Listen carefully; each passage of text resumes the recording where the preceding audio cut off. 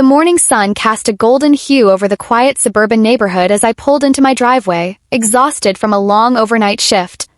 I had barely stepped out of my car when I noticed something tucked under my windshield wiper, a bright red envelope, the kind that sent a chill down my spine. With a sigh, I tore it open and skimmed through the contents. A fine. Another one. Violation, excessive vehicles on property. Fine $500. Immediate action required. I clenched my jaw. This was the third fine in 2 months. The HOA had been relentless ever since they noticed I had multiple cars parked in my driveway and on the street. But what they didn't know, I owned every single house on this street. I wasn't just a homeowner here, I was the landlord. Every property in this HOA belonged to me. And they had no idea. Before I could even process my frustration, a sharp voice called out from across the street. Mr. Dawson. It was Karen, the self-proclaimed queen of the HOA. With her perfectly ironed blouse, clipboard in hand, and that ever-present condescending smirk, she strutted toward me like she owned the place. I see you received our notice, she said, crossing her arms. This community has rules, and we can't allow one resident to clutter the streets with excessive vehicles. It's an eyesore. I exhaled sharply. Clutter? Eyesore? These were my properties. I forced a polite smile. Karen, all of these cars belong to me or my tenants. None of them are abandoned. They're parked legally in designated spaces. Her smirk widened. Doesn't matter. The HOA has a strict 2-car limit per household. You're in violation, and if you don't comply, we'll escalate this matter to legal action. I bit back a laugh. Legal action? Oh, they were in for a surprise. I nodded slowly. All right, Karen. If that's the game you want to play, let's play. As she turned and strutted away, convinced she had won, I pulled out my phone. It was time to remind the HOA who truly owned this neighborhood. The next morning, I arrived at the HOA meeting room, a sterile-looking space inside the community clubhouse. A long conference table stretched across the center, lined with black leather chairs, each occupied by HOA board members who sat with their arms crossed. President Linda sat at the head of the table, her lips pressed into a thin, disapproving line. I took a deep breath and sat down at the opposite end. Thank you for having me, I said politely, though I could feel the tension radiating off them like heat from a stove. Linda adjusted her reading glasses and flipped through a thick file in front of her. Mr. Carter, we've received numerous complaints regarding the number of vehicles parked on your property. According to HOA regulations, residents are limited to 2 vehicles per household. She pushed the file forward. You currently have 14. A murmur of disapproval rippled through the room. I nodded. That's correct. Linda's eyebrows shot up. So, you admit you're violating the community rules? I folded my hands on the table and looked around. With all due respect, Linda, I don't believe I'm violating anything. I reached into my bag and pulled out a set of documents. This is proof of ownership for every house on my street. I purchased them last year. The room fell silent. Linda's face twitched. Excuse me. I leaned back in my chair, letting the moment sink in. You see, I own the entire block. Every house. Every driveway. And every single one of those cars belongs to me. A man with graying hair, one of the board members, adjusted his tie.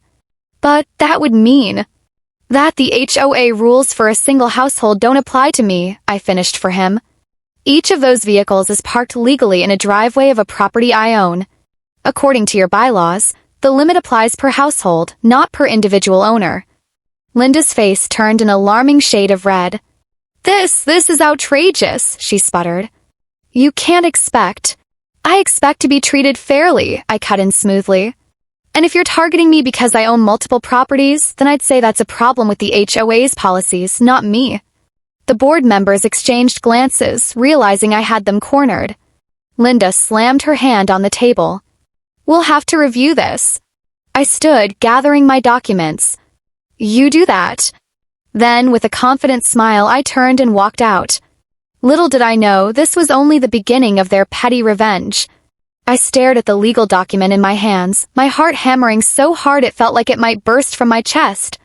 The HOA president, Richard, had been smugly smirking just moments ago, but as he read the papers over my shoulder, that smugness drained from his face like someone had pulled the plug on his arrogance. This has to be a mistake, he stammered, his voice lacking the confidence he always carried. There's no way. It's not a mistake, I cut him off, my voice firm and unwavering. I own this entire neighborhood, Richard. Every single house. The room fell into a suffocating silence. The other board members, who had stood behind Richard with their usual air of superiority, now exchanged uneasy glances. The homeowners who had gathered to watch the meeting gasped and whispered among themselves. Richard snatched the document from my hands, his fingers trembling as he scanned the words. No. This can't be right. There's no way you... I pulled out another folder and placed it in front of him. These are the property records.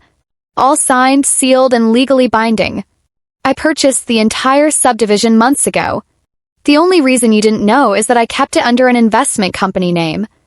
His face went pale. And guess what, Richard? I leaned in, lowering my voice just enough to make sure he and everyone else in the room heard. That means I have full authority over this HOA. The collective gasp from the crowd sent a shiver of satisfaction down my spine. You wouldn't, Richard breathed. His bravado was gone. This was a man who had ruled with an iron fist, making life miserable for so many, and now, for the first time, he was powerless. Oh, I absolutely would, I said, pulling out another document. This is a petition to dissolve the current HOA board. And since I own the majority of the properties, I have more than enough votes to make it happen. The room erupted into chaos. Some homeowners cheered, others gawked in disbelief, and Richard looked like he was about to pass out. You can't do this, he snapped, desperation creeping into his voice. The HOA is gone, Richard, I interrupted. As of this moment, you have no authority here. And since you've been using HOA funds for personal expenses. I pulled out yet another document, this one detailing the financial discrepancies I'd uncovered. You're looking at a full audit, which, if I'm right, will lead to criminal charges. The blood drained from his face. Security, I called out, motioning to the private security team I had hired in advance. Please escort Mr. Richard off the premises. He's officially trespassing. Richard tried to protest, but the guards flanked him, and the realization of his downfall hit him like a brick wall. His reign of terror was over.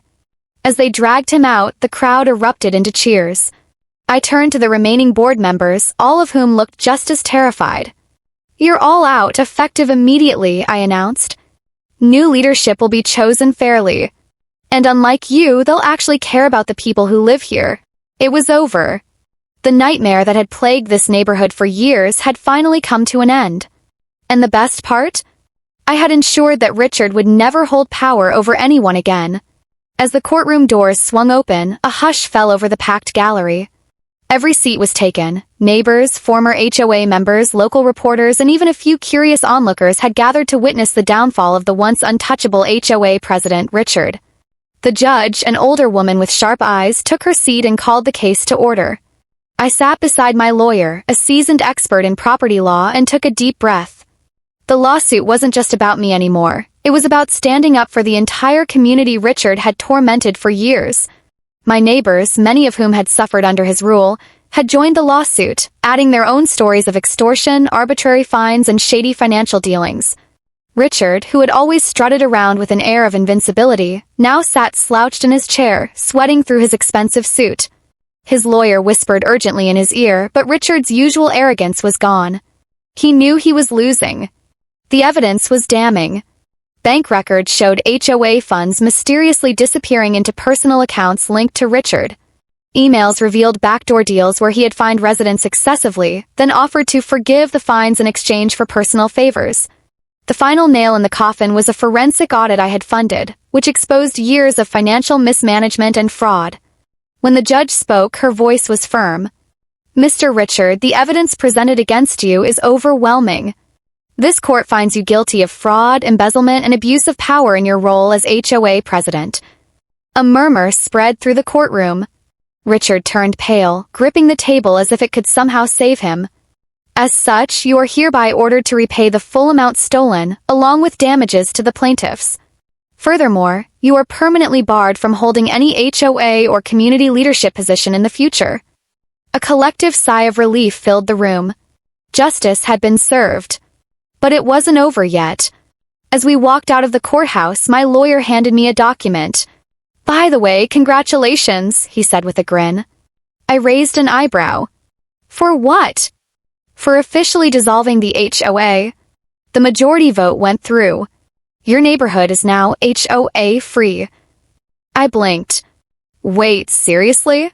He nodded. The residents voted overwhelmingly to dismantle it. Without Richard's corruption and intimidation, people finally felt free to make their voices heard. I couldn't stop the smile spreading across my face. The HOA was dead. No more arbitrary fines. No more ridiculous rules. No more power-hungry tyrants controlling how we lived our lives. As I walked back to my car, my phone buzzed with a text from my neighbor, Mrs. Thompson. "Neighborhood barbecue at my place this weekend?